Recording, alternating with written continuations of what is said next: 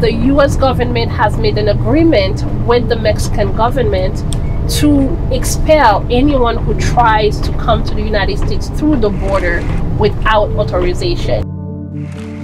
We are about to cross the US-Mexico border, and we are going to be meeting people seeking asylum.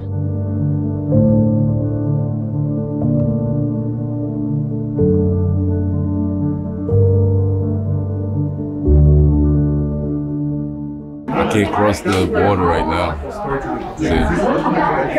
That's the main issue for me. You know, I have families over there. My mom's over there, and she's kind of sick. She needs me. Good. Bed right here. We are at Casa Esperanza. This is one of the shelters we are supporting, and then this is one of the major one, the biggest one. Now look at the situation. Yeah. So when the wind will destroy the tarps. Here, it really hits me. Yeah. I lived in a refugee camp similar to what I'm seeing.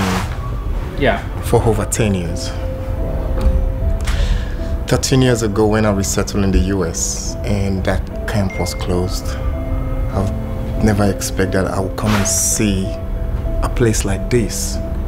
Right here, next door to the richest countries on earth. Knowing that people are still living in a condition like this.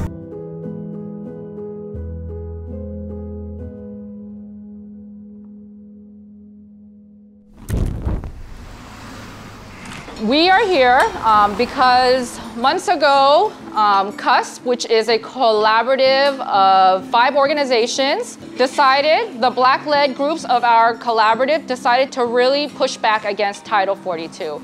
So UndocuBlack, Haitian Bridge Alliance, and ACT put their brains together and said, hey, there's this policy that disproportionately impacts our communities, and we need a campaign that centers us and is led by us. That our liberation is not going to come from Congress. And as we say, un pile main chai pa l'eau, which means many hands lighten the load, and together, I do believe we will break down the borders, we will break down the walls, and we will create a world that we are free.